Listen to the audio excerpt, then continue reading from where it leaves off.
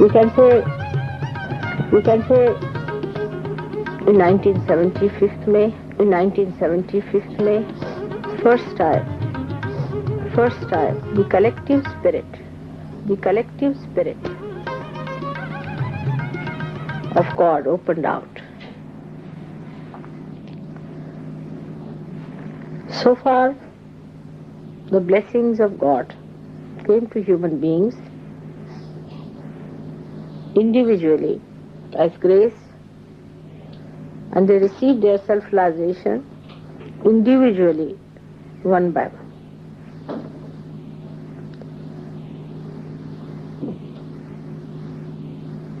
And the method for individual realization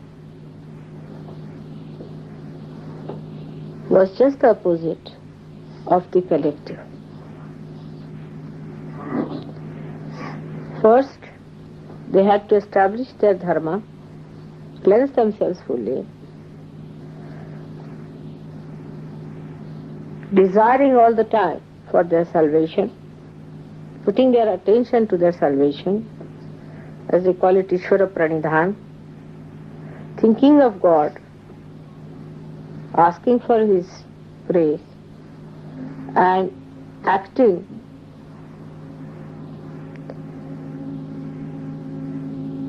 in a scrupulous dharmic ways to keep themselves pure.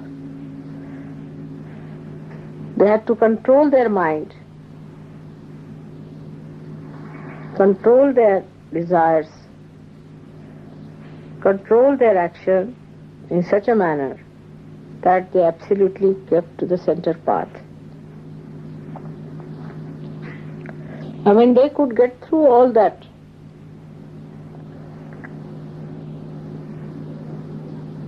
testing and immunity. I mean, they deserved then only the grace of Mother gave them realization. This pattern was on for some time.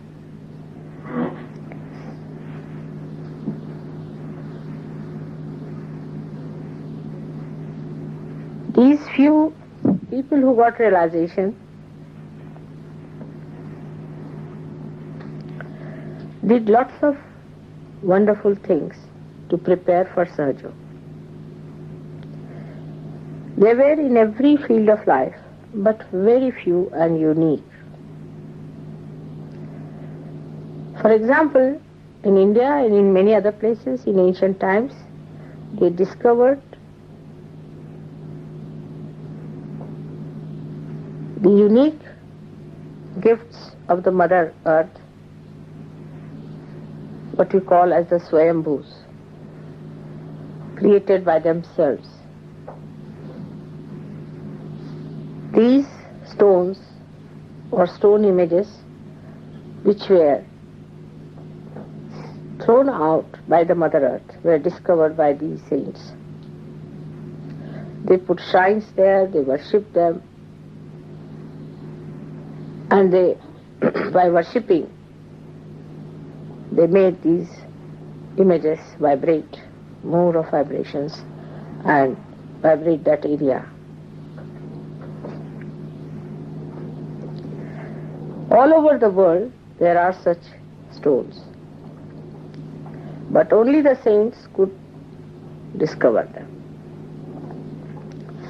Then they established the importance of virtue in life, how virtue can give you health, wealth, and prosperity, which is glorifying and not which is degrading or which distracts you. They established schools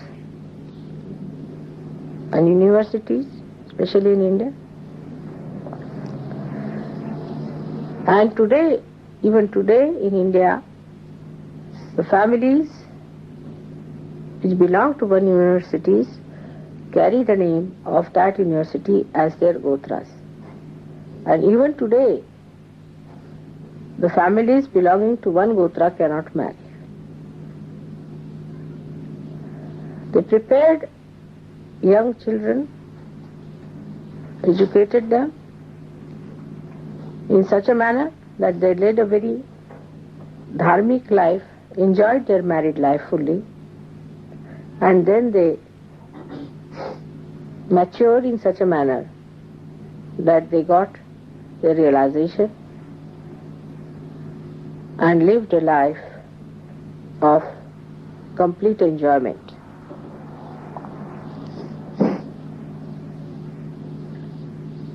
Thus they distracted the attention of people which was outside to inner deeper values by their own example, by their own behavior, by their own style of enjoyment, by leading a very cheerful and a happy life.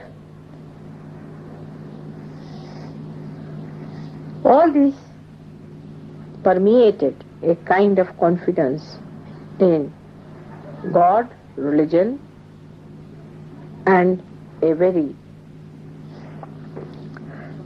good, balanced life.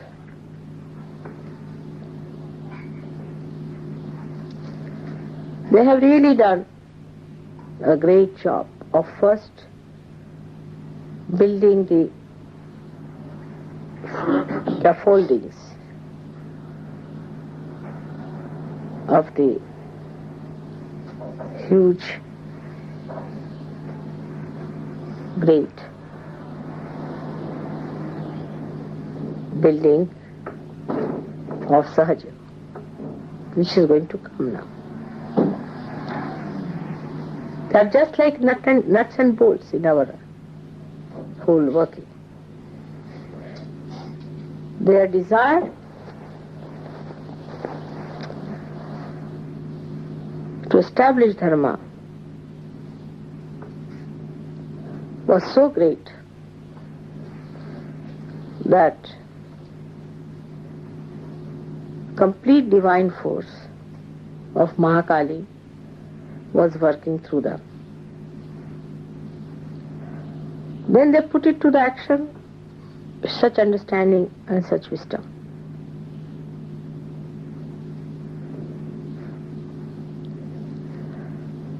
Great scriptures were written by them.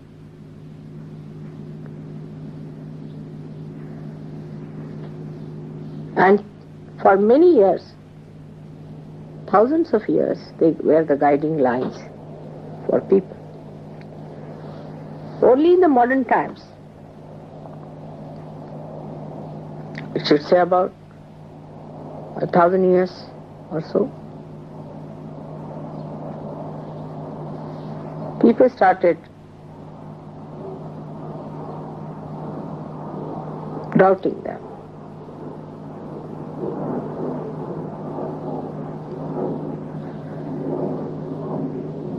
Before that, people used to doubt themselves.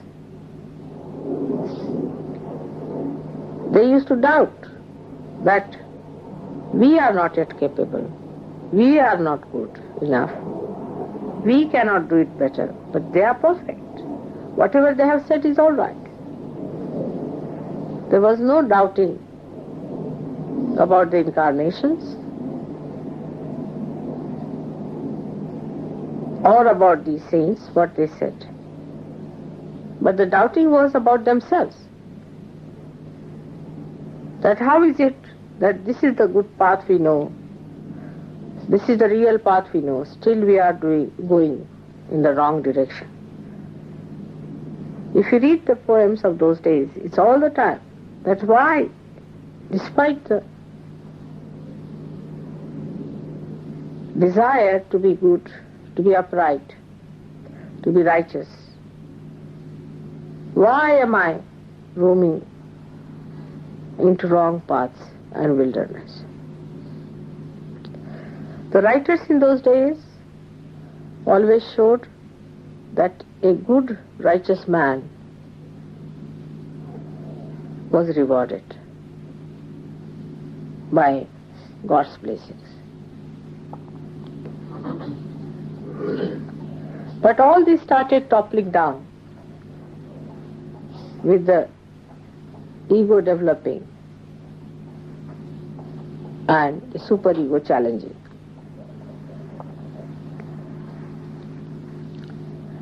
Confusion started coming into the minds of people, and they started doubting those great realized souls instead of doubting themselves.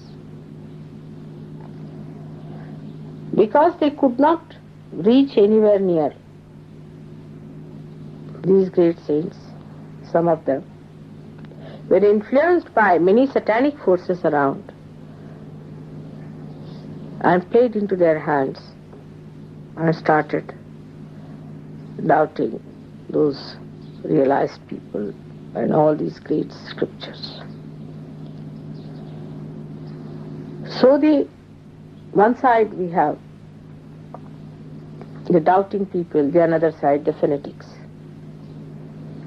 Those who try to adhere more and more to the teachings had to become fanatics. So they became fanatics. And those who started doubting also could not show any benefits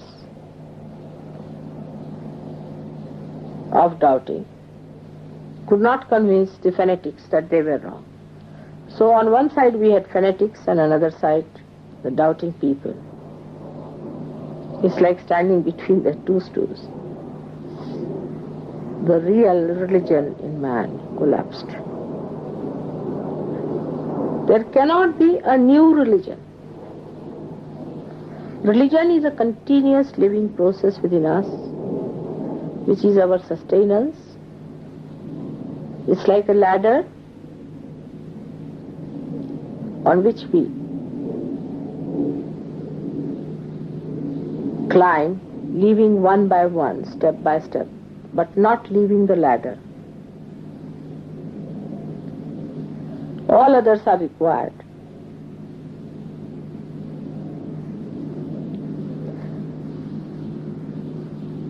So the ultimate had to be established because of these two types of emergence.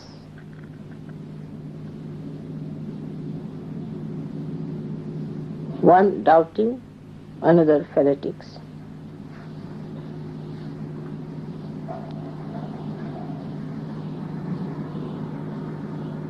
Both had not known God. Both had not achieved reality. And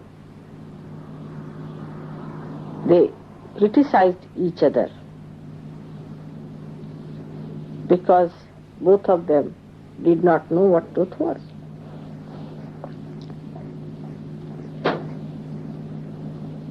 I took my birth at a point where these confusions had started showing its results even on the physical plane. All imbalances of life react physically, mentally, emotionally, also spiritually.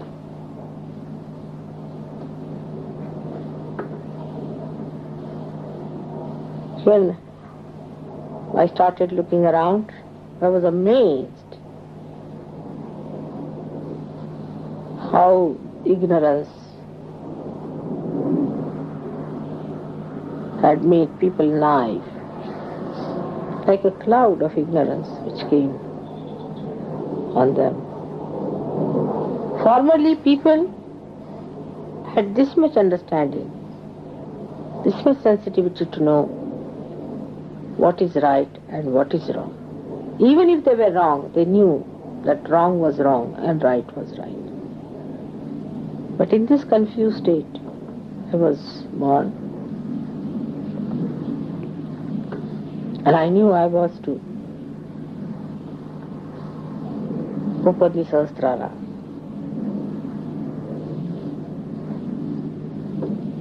So, started my work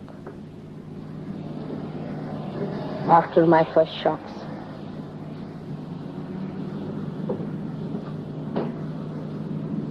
I decided not to talk about it to anyone and lead a very, very normal life of a very ordinary person.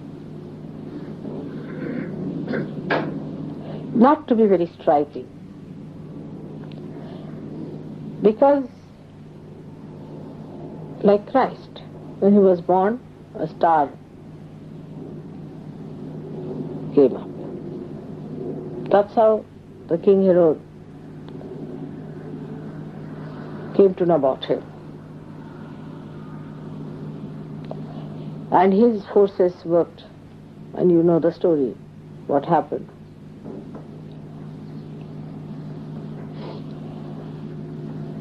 If you are born with any striking signs, the negativity immediately finds you out. As it is, it found me out. And just after the 15th day of my birth, there was a very big accident, as you know.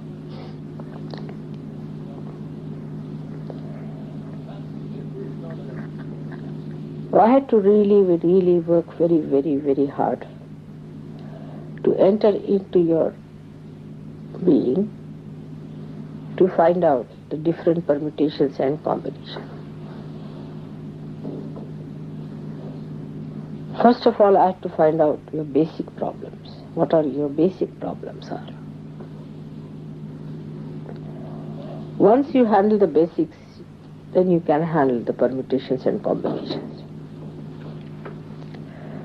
After finding the basic problems, I started finding out your permutations and combinations. And I was amazed how human beings were placed to their outside world and how they reacted to their outside world, and I identified that these permutations and combinations which formed within themselves were also capped by their other identifications, like the society in which they were born, like the nation in they were born, like the ideas that were there. All these things became much more important than the original being which is universal within you. And every individual had taken a very odd, funny, awkward type of a shape, which I didn't know how to reduce and how to bring it to proper growth level by which they start their growth. It was a very hard work. And the nights after nights I used to work while leading a very ordinary life of a very normal person. I used to deliberately behave like a very simple, ordinary student and show all my ignorance about things. But sometimes, truth has an awkward habit of slipping out, and it used to show itself. Then this working started, and one of the biggest major problems of human beings I found was the family life. And that's why I married. I wanted to study what are the problems of family life. And then I started facing these problems as if they were my own, and started understanding why people behave in this manner and that manner. Because these corrections are to be done, of course, by you, but much more by the divine force. And if I could know what are your problems, I would be able to act. Then other problems like political, economic and all these problems also I tried to study, because they became so important for human beings, which are of absolutely artificial value, but they did. So I had to see to that what makes them do this and what makes them do that. Sort of a human behavior science I had to study for years. And then, as you start unfolding, or you can say unentangling, or disentangling, or taking out the knots of a bundle, you reach a point where all the knots are opened out and one knot is still left, you see, which is to be opened out. And that was done on the 5th of May 1970. And once that had done, the collective phenomena started working. And the greatest collective phenomena was that the Sri Chakra, being on this earth, could be felt through your fingers. This was never before so. Nobody felt the fingers enlightened. Nobody felt the vibrations on the fingers as such. But they felt it within themselves. Because the rising of the Kundalini and everything, and the way they developed themselves inside, they were more concerned about one individual. They developed their inner being much more than their collective being. But now, because the Sahasrara of the universe was opened out, everybody started feeling the vibrations around them with their own hands. That means the chakras themselves were feeling. Before, now the fingers which are manifested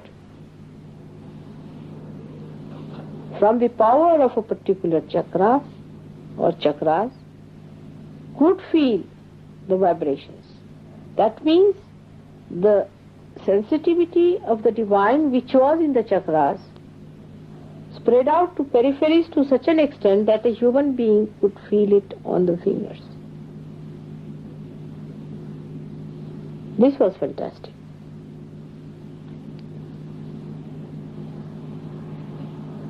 So, my job was to move from the center to the periphery.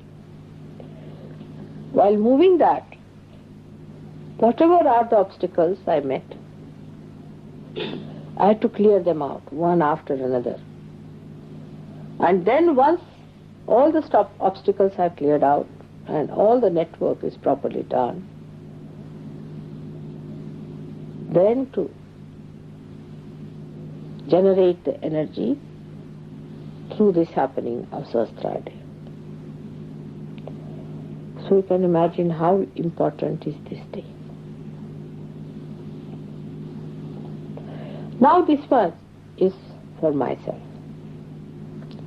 I don't know how many of you really know how much the divine had to work, and how many of you are really thankful to the divine for this tremendous work which was done through ages, and now especially for these 47 years of my life. Relentlessly it worked, keeping up the facade of a very normal, ordinary person.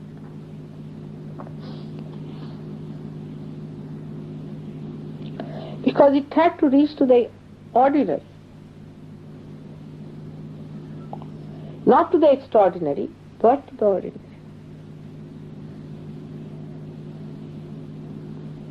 And one had to take out the extraordinary qualities in the ordinary by making them deeper. This was the tremendous task. But then I must say that the Sahaja Yoga, when it started working out, I also was given very great workers, tools of Sahaja Yoga, who took it up upon themselves as their own responsibility. And you all should be thankful to them, because they really worked very hard with me taking up upon themselves as their own responsibility. Very few, but they did. The rest of them can be divided into many categories. Some of them just came for their own treatment or something like that of a very low level, or for their relations. When they got realization, they got all their sick relations to me. Then some of them came for their financial and all sorts of mental problems. And some of them came for their family and spiritual problems, for getting rid of that. But the ones who took it up as their own responsibility, that this is what they have to do, this is their life, this is what their complete meaning is. They put entirely their attention to it. And they worked it out, whatever was possible, on their own level.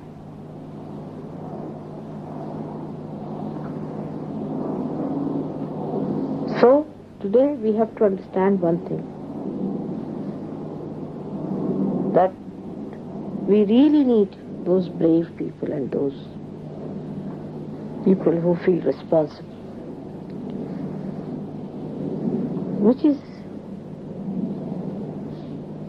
a very important virtue of Sahaja-yoga.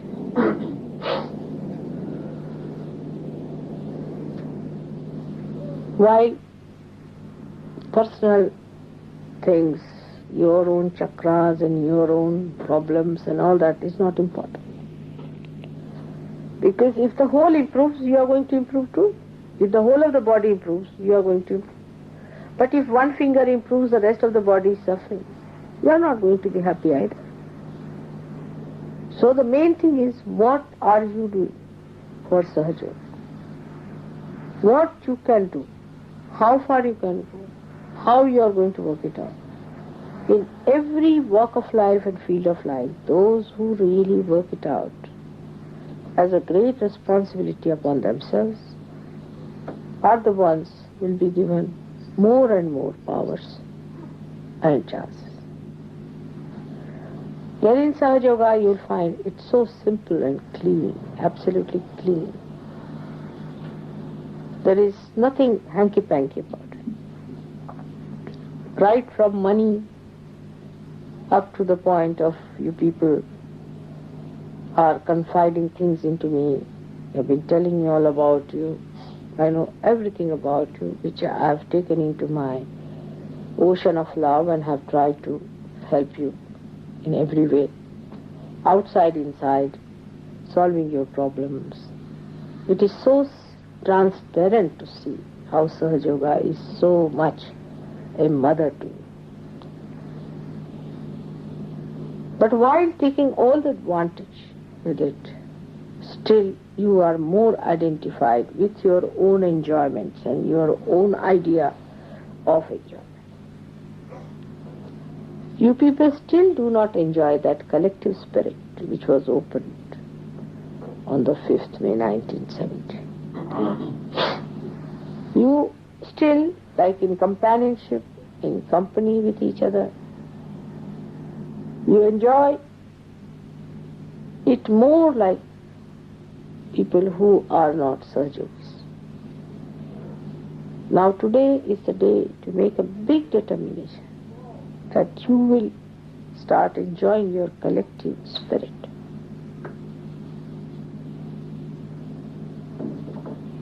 Everything for the collectivity. Then the enjoyment will be maximum. You will never feel that you have sacrificed anything. But unless and until we have more of such people, the other dishwashers are of no use. Just dishwashers or of a very low-grade Sahajogis are absolutely useless, who just want to take advantage and have a nice time and all that type of people. They are not going to make much mark for us. You don't need much intelligence for that.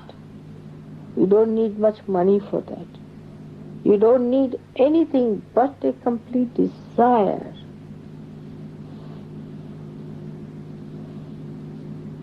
And one should know that here we are going to gain our own flowering, the flowering of the whole,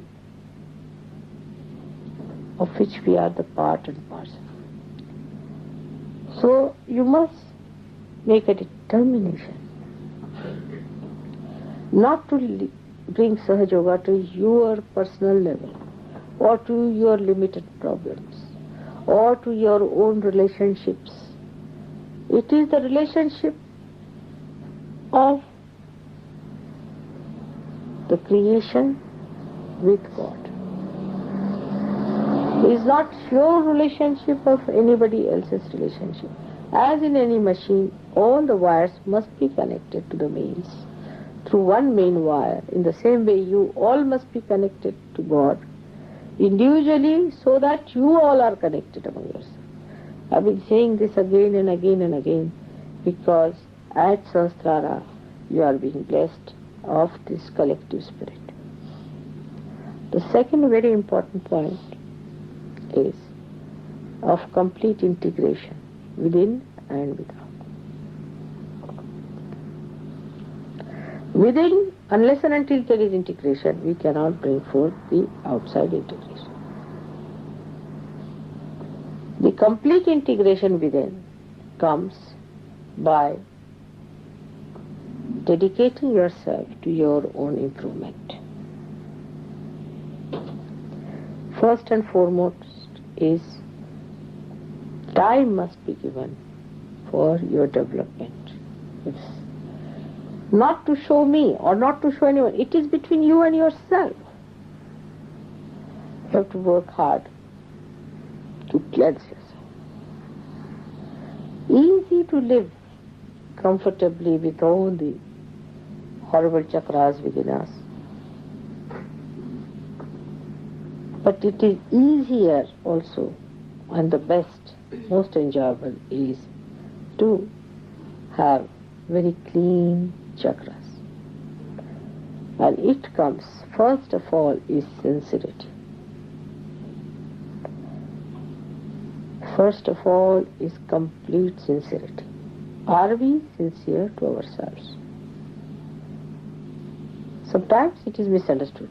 People think if we have to be sincere to ourselves, we should deny Sahaja Yoga. Sahaja Yoga is the union between you and God. And the sincerity must be full, must be complete. Any kind of insincerity which comes into you is extremely detrimental. So you must know that as your mother has sincerity about you, you must also have sincerity about yourself.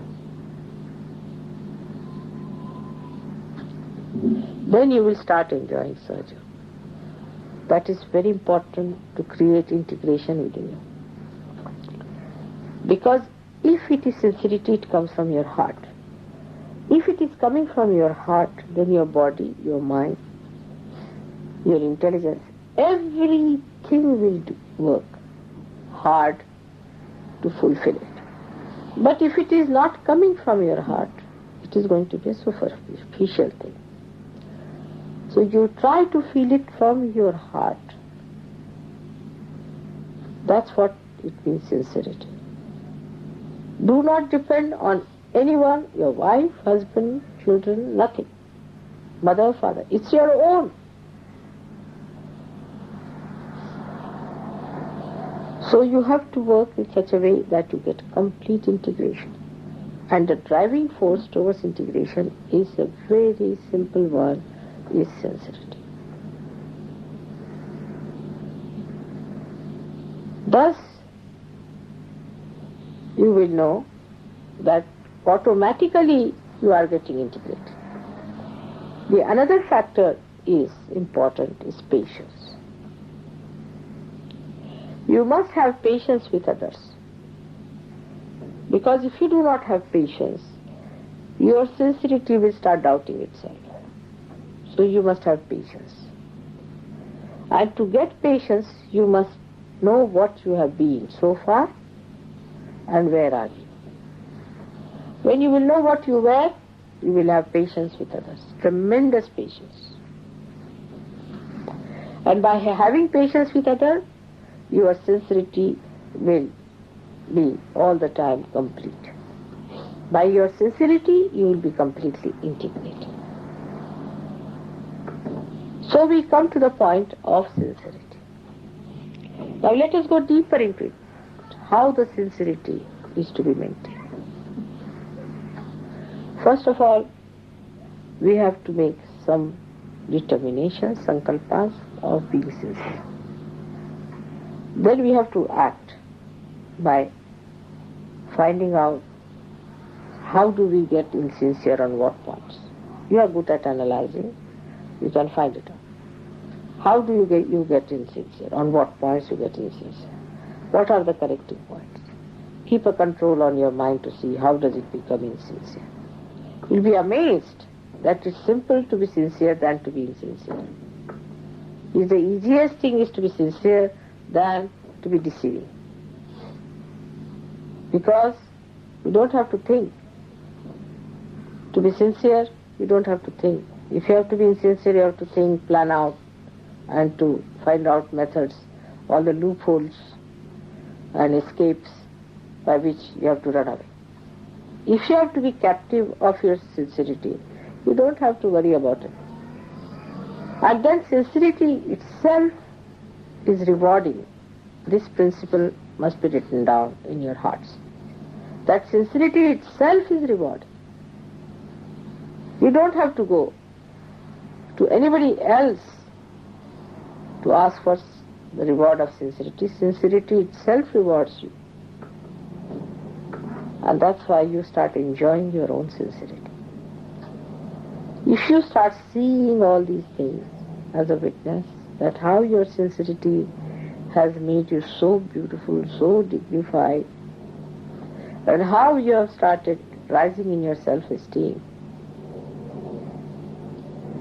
you'll be amazed how sincerity itself is a big force which will manifest its living dynamism in you, and you will be a transformed person. This transformation within you is going to change the whole world. People are going to see that you are no more a confused person. You are not a person who is doubting, and neither you are a person who is a fanatic. You are not a blind person, and you are a person who is alert and aware and who can see things better than others. So, divine is only interested in such people. As I have told you before, that divine is more interested in a little worm which is alert and aware than in a palace of a king which is dead. The more alert you become, the more divine takes interest in you. But this alertness is nothing but the enlightenment of your sincerity. You'll be amazed how sincerity is the thing. That means you are loyal to yourself. You have to be loyal and not disloyal. The loyalty to yourself is sincerity. And that is how I have managed Sahaja Yoga. But sincerity is my nature. I don't have to strive for it. I cannot get out of it. While if I am your ideal, you should try to imbibe my nature within yourself. And then you will be amazed how you are connected with me. Then we all move like one wave, one being, one personality. That is the achievement of this Sahasrara day.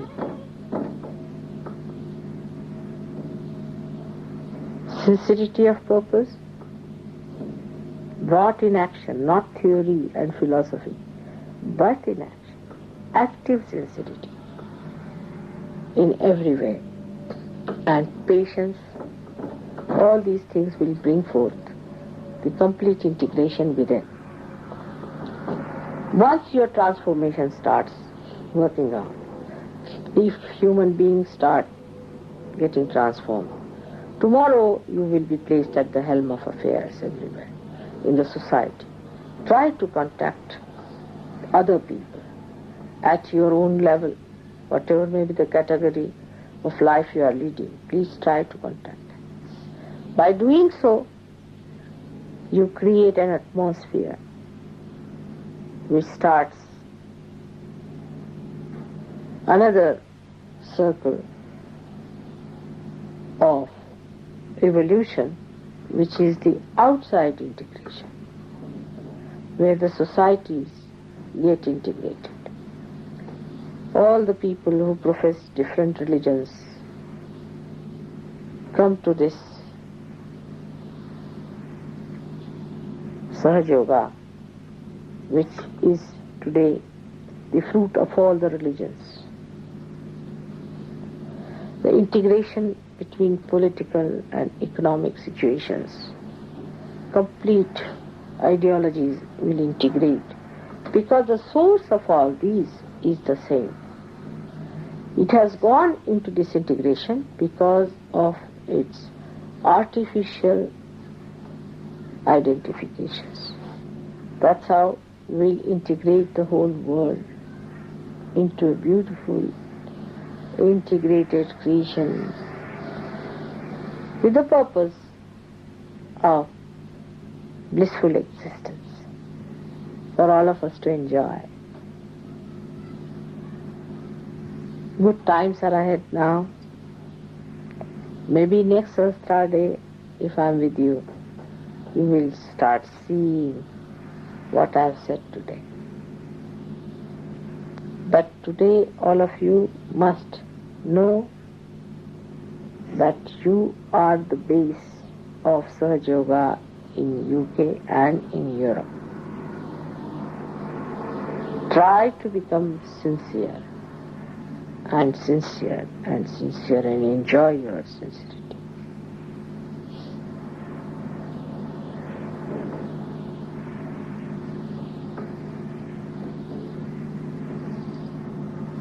I bless you all with your sincerity. And today I have to tell you a few more secrets about Sahaja Yoga. Is that for the puja, you should not get people who are of mediocre nature. Because to bear up puja is very difficult. People have not yet understood the value of my being, of my feet, of my hands. They do not deserve to be here. So do not get anybody because he's your friend or a sister or a brother just down here. It's wrong. You are spoiling the chances of the poor person because it is too much for him. He cannot bear it. It is meant for very few people. So remember that it is not meant for many people. Now what we call as the Charanamrut means the ambrose of my feet, or you can say ambrose of my feet, is not for everyone. Neither the blessings of the puja are not meant for everyone. So try to avoid people who are not yet fully equipped. First thing they will start is doubt. If they do not doubt, also there will be a problem with the protocol. They won't be able to accept it with that protocol. It's a very great privilege to be here. And this privilege cannot be granted to every person.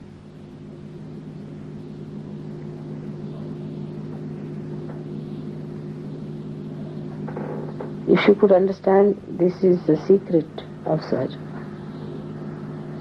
And In this secret, you have to get very few people to begin it. Everything is going to be exposed one day, but not to everyone. If you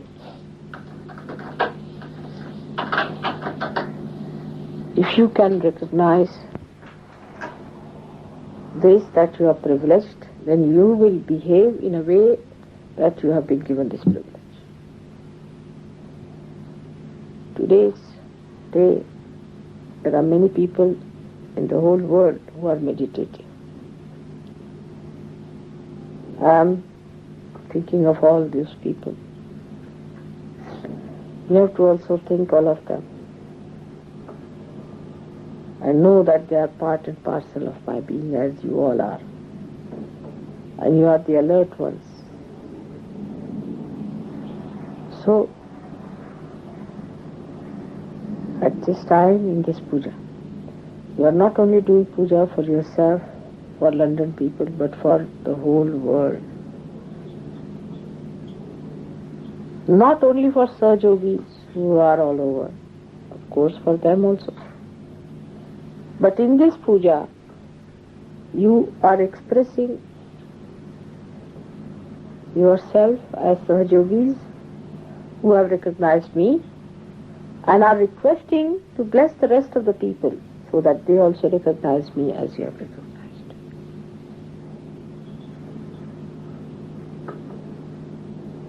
By this puja, I hope recognition will be much more clearer. By my recognition only you will recognize yourself. And the whole thing will work out in a very, very beautiful manner. As I have said, next year, on 5th of May, we will see the results of what I am saying today. Only thing, I want you to be sincere, not to play games in Sahaja. It will harm you very much, and harm also